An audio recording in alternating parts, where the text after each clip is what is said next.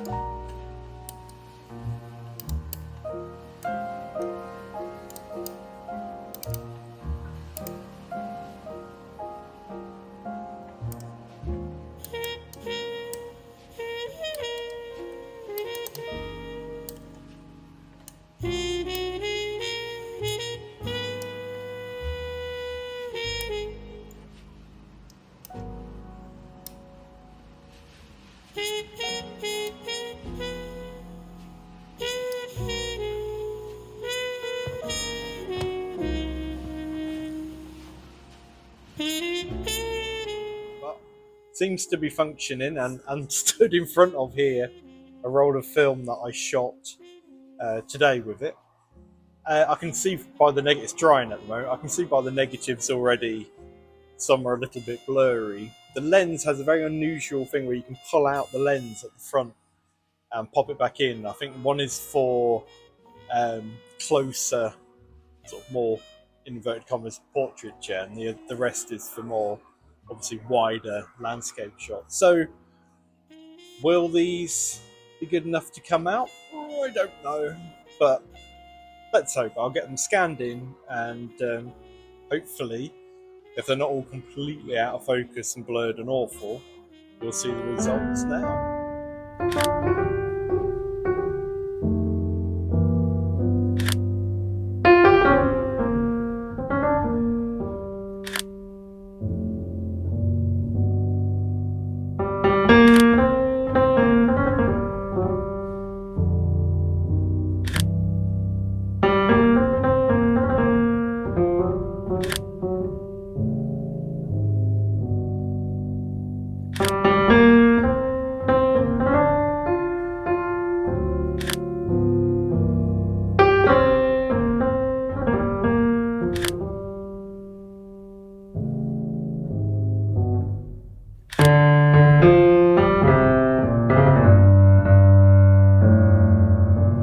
Okay, so there's the images. I mean, no portfolio shots there. But I have to say something that, yeah, the images aren't particularly great. But shooting with this today, just having a walk around for a few hours and doing everyday things, and then occasionally, and I'm just holding it in the palm of your hand. It's super light, and it was just really fun to shoot with. I enjoyed shooting with this today. I mean, the images aren't great, but I'm not unhappy of them because, you know, the roll of Ilford is, what, £5-6? The camera is £2 or £3. I've had so much fun walking around, looking at things and shooting with this today that, you know, less than £10, I've had a great time. And it would be great to be able to do something with the lens, a better lens on this, and maybe something, because you can see there's quite a lot of overlap. There's some odd things going on, let's just say this, but I had so much fun shooting with this. It's an absolute brilliant little camera. Just don't use it for all your high-end shots.